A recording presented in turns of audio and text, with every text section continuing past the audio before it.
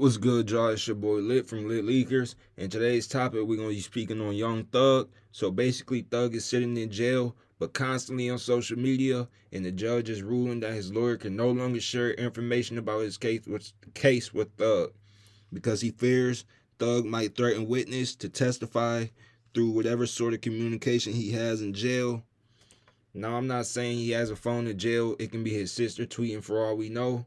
All I wanted to point out is the fact I think Thug is being targeted simply because the judge ruling in the prosecutor's favor, even after he said he believes there are no phones in the jail. I want y'all to hear this, man. Y'all let me know what y'all think. Here go the video. All right. May I just say one thing on that last comment, please? Sure, I got other things I gotta move on to.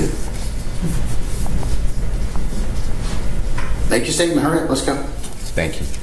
I would ask you to consider Mr. Williams and separately about, I didn't adopt the November 25, 2002 date. Mr. Williams is in a jail outside of Fulton County. There are 0 cell phones in that jail. Every one of his communications outside of his legal team are recorded. The state can tell whether he's talking about in discovery. He has done nothing to my knowledge to obstruct or intimidate at all. And to bound me with the other people who want to not share with their client until November 25th, they could do whatever they want.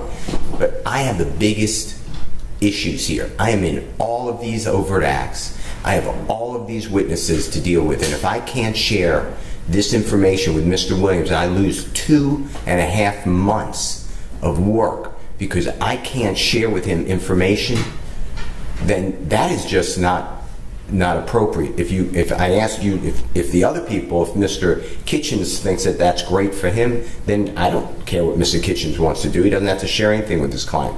But I am not agreeing, and I'd ask you to rework, at least for Mr. Williams, this November 25th date. I understand the state's concern, but it should not be with Mr. Williams, because he does not have a cell phone. What date do you have in mind, mister? Do you want me to not put a date in here? Is that what you're asking me not to do? I just want to share with Mr. Williams like we do everything. We go over all the discovery all the time, every day.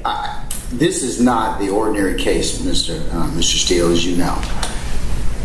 The state's asked me for a particularized reason to invoke the dictates of 1716-4 Delta. It's a pretty extreme remedy. And it's extreme because of the safety posture of this case. That is the only reason. And if it were not the case, then I would have no reason to do this. So I have to balance ordinarily your right to speak with your client freely, and I'm not in any way saying that that's not important.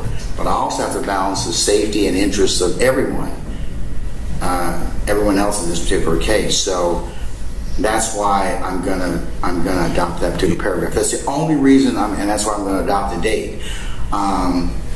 So you know that's the reason for the adoption of that particular paragraph. I would just ask you to look at Mr. Williams individually, because he's in a different jail. There's never a cell phone.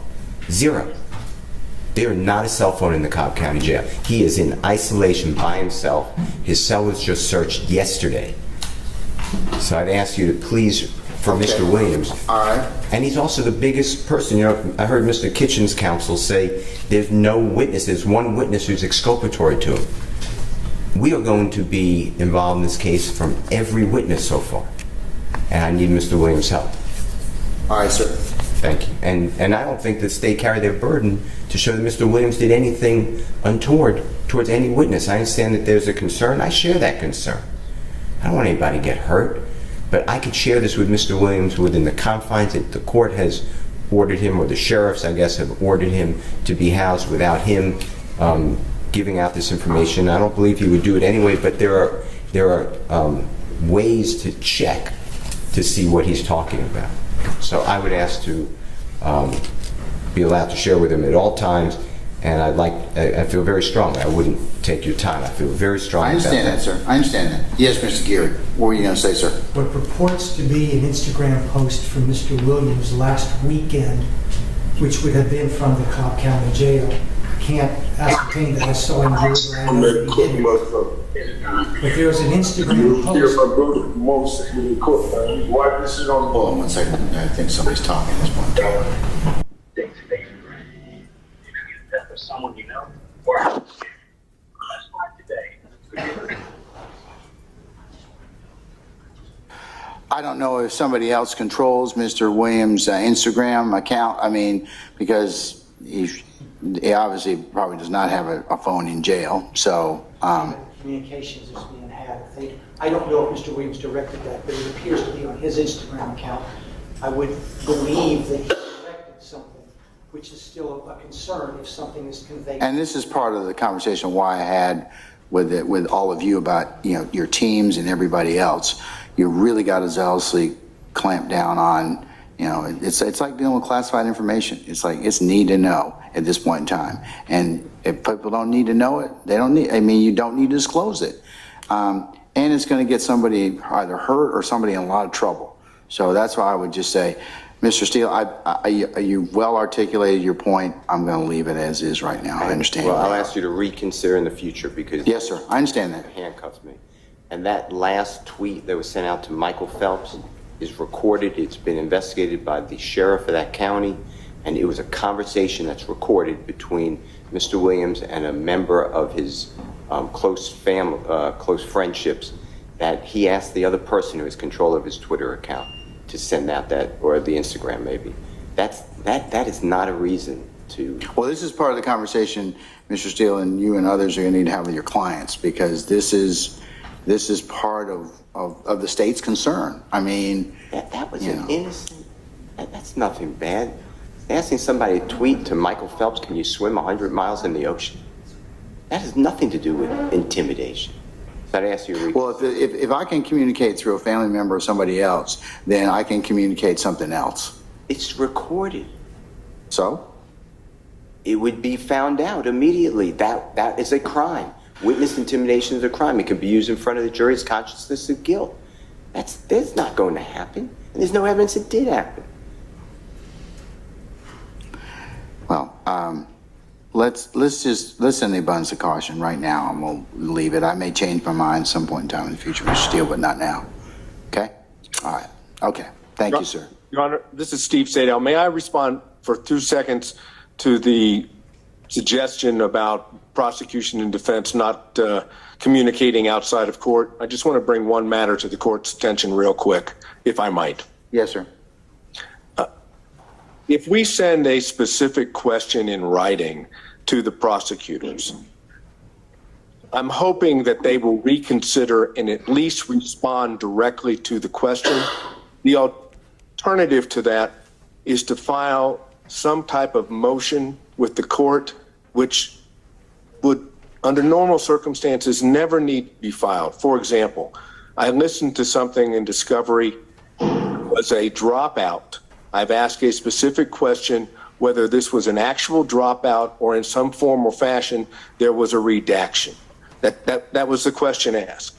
If I can't get an answer to that simple question, then I have to file a motion with the court in order to get that response from the state. That seems to me to be a total waste, not of my time, not of the state's time, but of Your Honor's time. And we're trying to avoid that. So maybe the state could reconsider oral communications, one thing, verbal communication, same thing. But if it's in writing, maybe they could reconsider their position and respond so we don't tie the court up in matters that it doesn't need to be involved in. Okay. All right.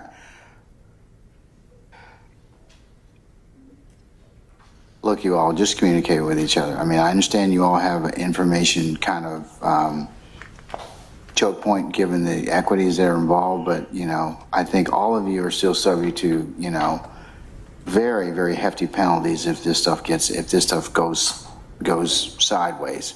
So please consider the normal chains of communication, and for those of you that I mentioned earlier, all of you, I should say, just be mindful of confidentiality and communication. It's still very, very important, and it would resolve, and probably everyone would better be served by it, so that you can continue to pursue discovery and get what you need. All right, so, Ms. Rosenwasser, you're gonna prepare an order for and it can be floated to all of your, all the other council as well, and I will look at it and either modify it or I will sign it and enter it, okay? Yes, Your Honor, I'll send that email to all council, the emails that I have on record. So if you have not been getting emails, please let us know, and we'll make sure that, because we're just sending the emails that y'all put on your entry. So I will send that out, depending when we get out of court today, either today or tomorrow morning, depending how long we're... All right, that's fine. Okay.